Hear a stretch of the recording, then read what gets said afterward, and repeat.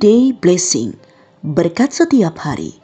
The will of the Father, kehendak Bapa.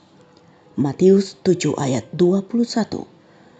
Bukan setiap orang yang berseru kepadaku, Tuhan, Tuhan, akan masuk ke dalam kerajaan surga, melainkan dia yang melakukan kehendak Bapakku yang di sorga.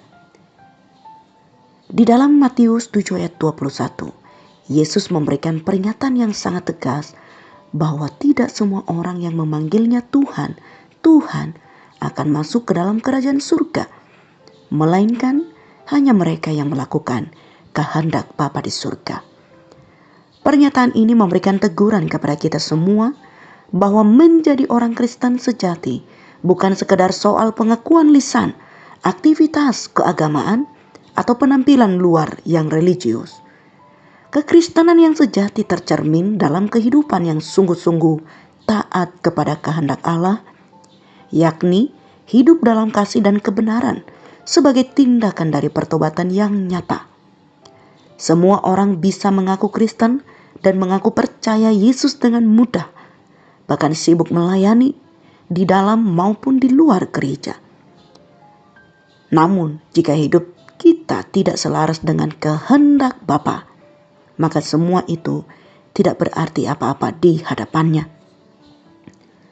Kekristenan bukan hanya tentang apa yang kita katakan, melainkan tentang bagaimana kita menjalani hidup setiap hari. Apakah kita benar-benar mencari kehendaknya atau hanya mengikuti kehendak bebas untuk memuaskan hidup duniawi? Melakukan kehendak Bapa berarti tunduk kepada ajaran Kristus, menghidupi firman Tuhan dalam setiap aspek kehidupan, dimanapun Tuhan menempatkan kita, serta menghasilkan buah yang sesuai dengan pertobatan. Orang Kristen sejati akan berjuang untuk mengasihi Allah dan mengasihi sesama dengan segenap hati, serta berusaha terus-menerus menjauhi dosa. Ia bukan hanya menjadi pendengar firman, tetapi juga pelaku firman yang konsisten. Mereka memiliki hati yang terus-menerus ingin menyenangkan Tuhan dan bersedia dibentuk olehnya. Ciri khas orang Kristen yang benar adalah kehidupan yang dipenuhi oleh buah roh, kasih, sukacita, damai sejahtera, kesabaran, kebaikan, kelemah lembutan, dan penguasaan diri.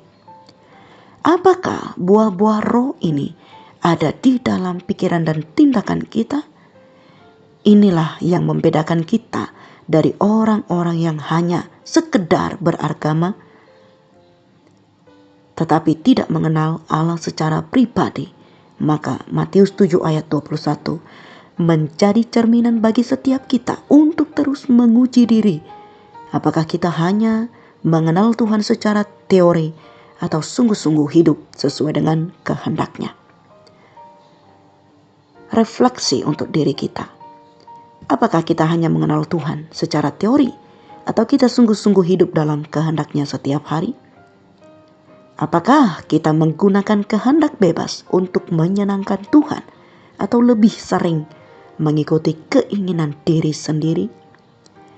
Jika kita tidak mengetahui firman Tuhan, kita akan selalu tidak mengetahui kehendak Tuhan. Billy Graham. Misi: luangkan waktu setiap hari untuk membaca firman dan bertanya, apa kehendakmu hari ini, Tuhan? Latih diri untuk taat dalam hal-hal kecil. Setia pada perkara kecil membuka jalan untuk ketaatan yang lebih besar. Jangan hanya mendengar firman, tapi lakukan. Saat Tuhan berbicara melalui firman atau hati nurani, tanggapi dengan tindakan nyata. Kita berdoa.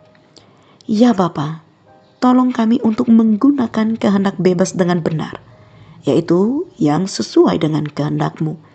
Bentuk hati kami agar rindu menyenangkan-Mu, bukan hanya dengan kata-kata, tetapi dengan tindakan nyata. Jauhkan kami dari kesalehan palsu dan ajar kami untuk hidup dalam ketaatan yang murni. Dalam nama Tuhan Yesus. Amin.